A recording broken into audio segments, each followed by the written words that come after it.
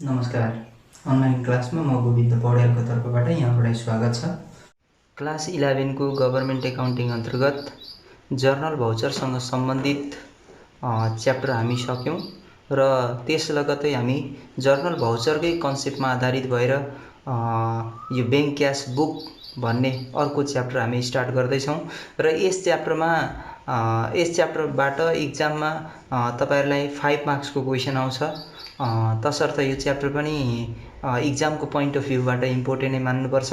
त्यति अप्ठ्यारो च्याप्टर छैन, सजिलो च्याप्टर छ र बैंक क्यास बुक भन्ने बित्तिकै यहाँहरुले कमर्सियल एकाउन्टिङ अन्तर्गत क्यास बुक भनेर सिंगल कलम क्यास बुक, डबल कलम क्यास बुक र ट्रिपल कलम क्यास बुक पढ्नु भएको छ। त्यसैसँग सम्बन्धित कन्सेप्टमै आधारित भएर बैंक क्यास बुक पनि हामी पढ्छौं। यो बैंक क्यास बुक पनि नगदसँग सम्बन्धित कारोबारलाई मात्र अभिलेख गर्ने पुस्तिका हो, तर बैंक क्यास बुक केवल सरकारी श्रेष्ठता प्रणाली अन्तर्गत अभिलेख गर्नका लागि तयार गरिने पुस्तिका छ। यहाँ सरकारी कारोबारहरूलाई अभिलेख गरिन्छ। यहाँ मैले यहाँहरुसँग यस्तै नगदमा आधारित भएर बैंक क्यास बुक नगदसँग सम्बन्धित कारोबारहरूलाई मात्रै प्रविष्टि गर्दा कसरी प्रविष्टि गर्ने भन्ने सँग सम्बन्धित भएर एउटा इक्जाम्पल लिएर उपस्थित भएको छु र यो इक्जाम्पलबाट पक्कै पनि यहाँहरुलाई बैंक क्यास बुकसँग सम्बन्धित प्रब्लमहरु सल्युसन गर्नका लागि सहज हुनेछ भन्ने आशा पनि राख्दछु। हेरौं यो क्वेशनको सल्युसन गर्दा यहाँहरुले बैंक क्यास बुक च्याप्टर पनि सल्युसन गर्दा यस्तै प्रिन्टेड फर्मेट नै बोकेर जानुपर्ने छ र त्यसलाई अलिकति सिस्टमेटिक तरिकाले नच्यातिने नहर्याउने गरेर तपाईहरुले चाहिँ त्यो कपीमा फोल्ड गरेर हेर्न पनि सजिलो हुने गरेर एट्याच गर्नुपर्ने छ।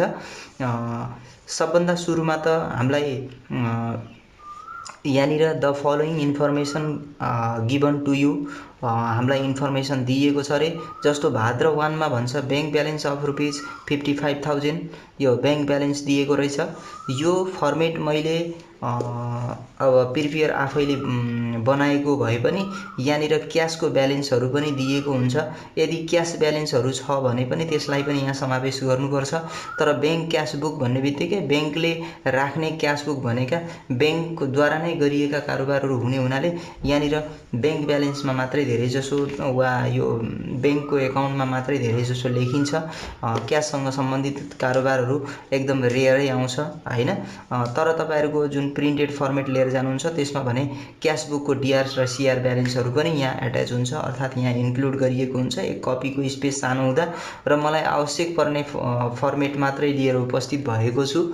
यहाँहरुले अर्को प्रिन्टेड फर्मेट हेरेर पनि अझै स्पष्टसँग बुझ्न सक्नुहुन्छ। भाद्र 1 मा दिएको छ बैंक ब्यालेन्स भनेर 55,000। मैले यहाँनिर bank cash book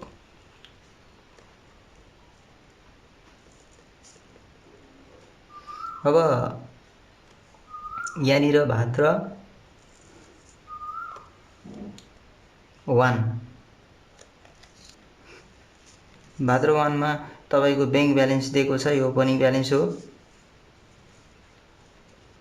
bank balance दिएको हुनाले यो हाम्रो बैंकको यो बैंक ब्यालेन्स अन्तर्गतको ब्यालेन्स कलममा हामी 55,000 यहाँ देखाउँछौं।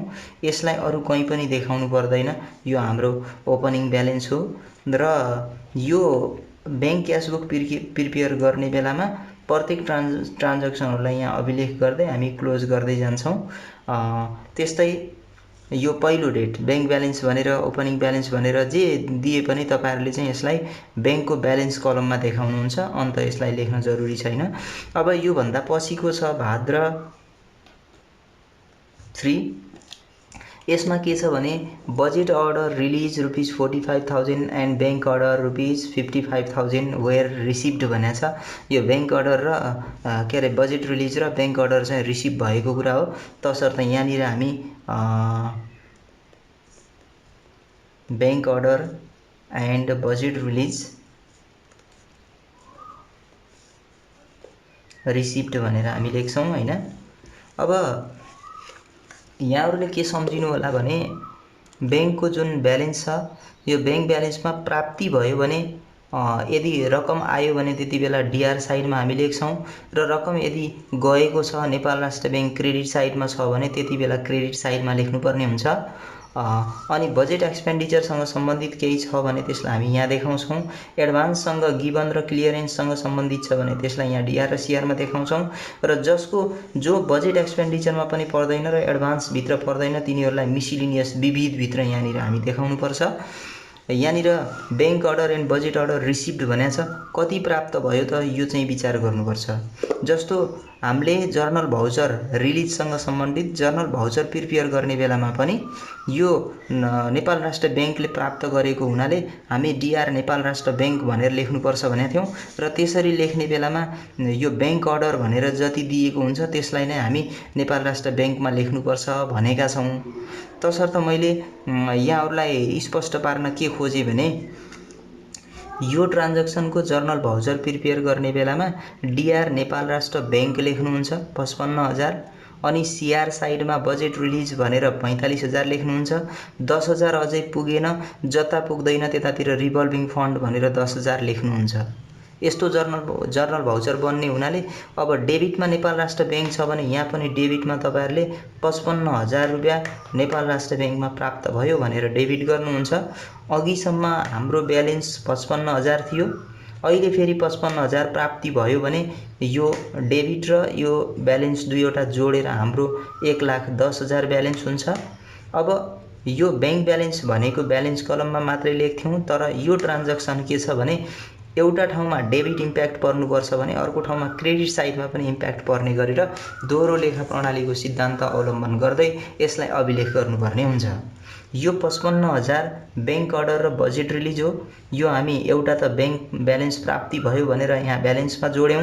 बजेट एक्सपेन्डिचर भित्र पर्दैन यो, किनकि यसको हाम्रो बजेट हेड नम्बरहरू हुँदैन, तसर्थ हामी यहाँ केही पनि लेख्दैनौँ। ब्याङ्क अर्डर र बजेट रिलिज भनेको एडभान्स ट्रान्ज्याक्सन पनि होइन, यहाँ पनि हामी केही लेख्दैनौँ, तसर्थ यो मिसिलिनियस ट्रान्ज्याक्सन अन्तर्गत मानिन्छ र यसलाई यहाँ देखाउनुपर्छ। जस्तो अघि पनि मैले भने जर्नल भाउचर प्रिपेयर गर्ने बेलामा डेबिटमा नेपाल राष्ट्र ब्याङ्क लेखिन्छ र क्रेडिटमा बजेट रिलिज लेखिन्छ र क्रेडिटमा रिभल्भिङ फन्ड लेखिन्छ भनेर। तसर्थ यहाँ डेबिट गरिसकेका छौँ भने अब मिसिलिनियसमा यहाँनिर हामी क्रेडिट गर्नुपर्ने हुन्छ। जस्तो 45,000 भनेको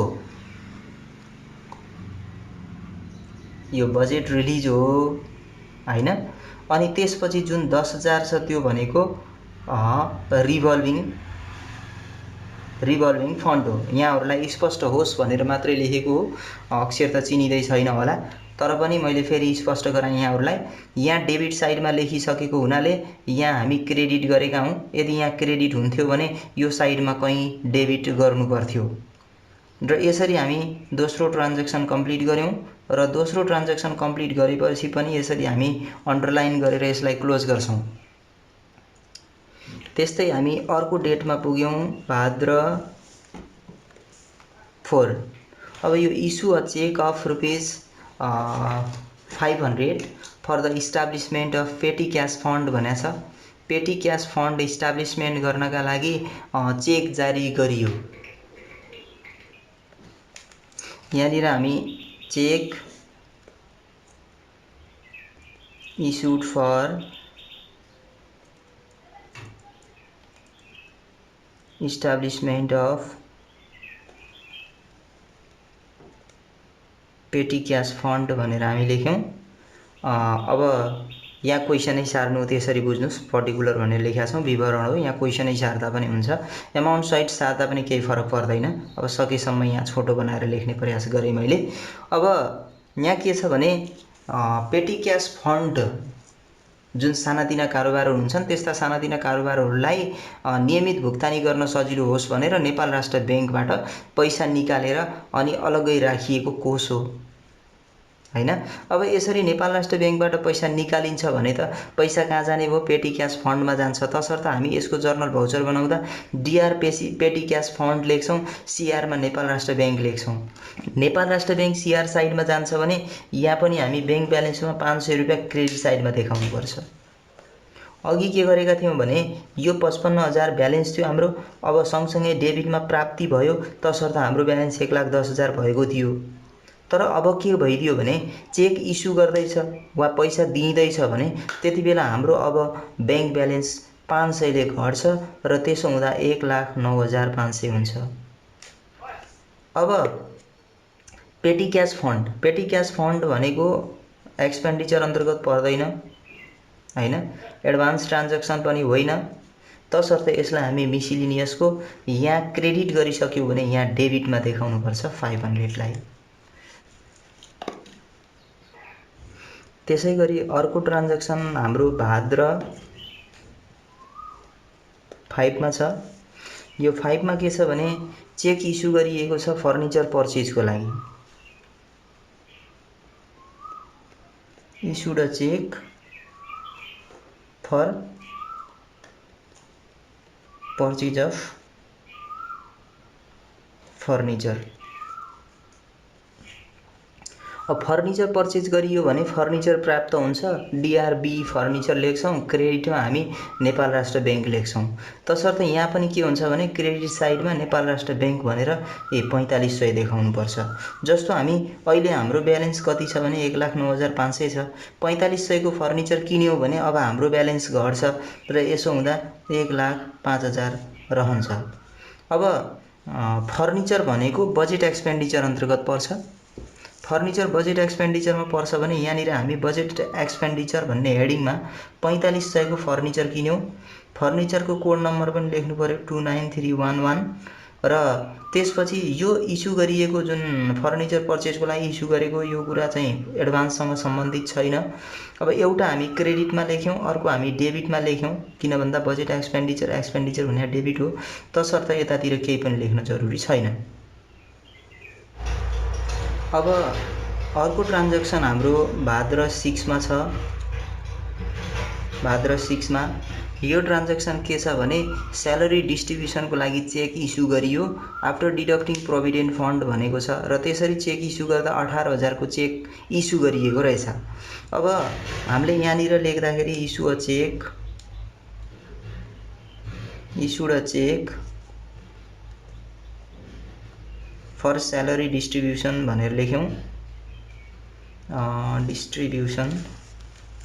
स्यालेरी डिस्ट्रिब्युसनको लागि चेक इस्यु गर्यौं।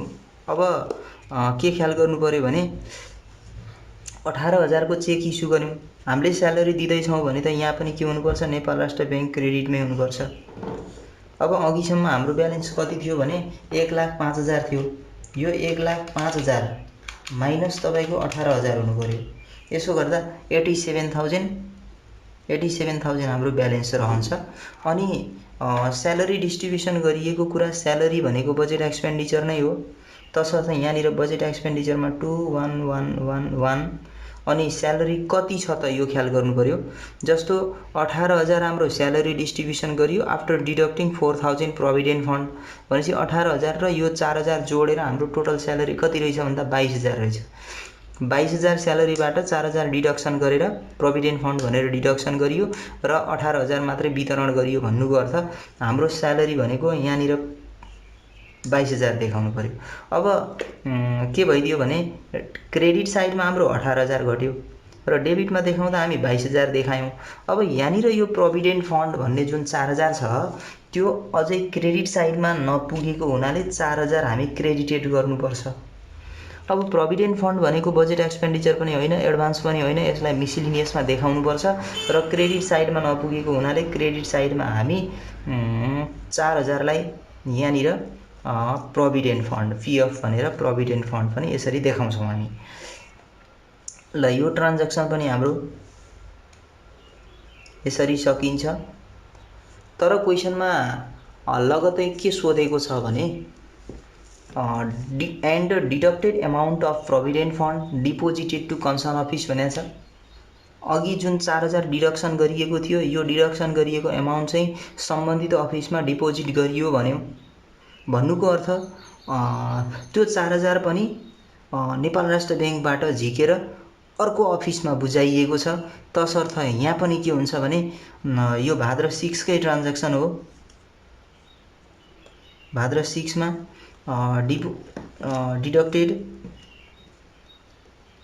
Deducted amount deposited to concern office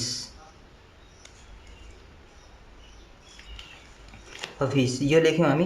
अब जति डिडक्सन गरिएको त्यो पनि के हुने भयो त भन्दा नेपाल राष्ट्र यो बैंक ब्यालेन्सबाट घट्ने भयो 4000। अझै हामी के गर्ने भयौँ, नेपाल राष्ट्र ब्याङ्कमा दिनुपर्ने हुनाले क्रेडिट साइडमा हामी के गर्यौँ 4000 देखायौँ। अब 4000ले के हुने भयो त भन्दा हाम्रो यो ब्यालेन्स पनि डिडक्सन हुन्छ। यो अघिसम्म 87,000 थियो, यसमध्ये अझै 4000 डिडक्सन गरेर 83,000 हुने भयो। प्रोभिडेन्ट फन्ड भनेको अघि पनि भनेका छौँ हामी, बजेट एक्सपेन्डिचर र एडभान्स भित्र पर्दैन। तसर्थ हामी के गर्ने भयो भने यो 4000 यहाँ क्रेडिट गरिएको छ, अब यहाँनिर हामी डेबिट गर्छौँ र दोहोरो लेखा प्रणालीको नियम अनुसार हाम्रो सल्युसन हुन्छ। यो सल्युसन गरेर सकिसकेपछि अब हामी यहाँ टोटल गर्नुपर्ने हुन्छ। यहाँ टोटल भनेर लेखेँ मैले। यो डिआर साइडको ब्यालेन्समा यहाँनिर डिआर साइडमा 55,000 लेखेँ। अब यहाँनिर सिआर साइडमा, यहाँ सिआर साइडमा जति जति छ यो सबैलाई टोटल गर्नुपर्ने हुन्छ। जस्तो यो 5000 भयो, 5000 र 22,000 27,000 भयो। ब्याङ्क ब्यालेन्समा भने हामीसँग सबैभन्दा लास्टमा जति ब्यालेन्स छ त्यसैलाई ब्याङ्क ब्यालेन्स भनिन्छ।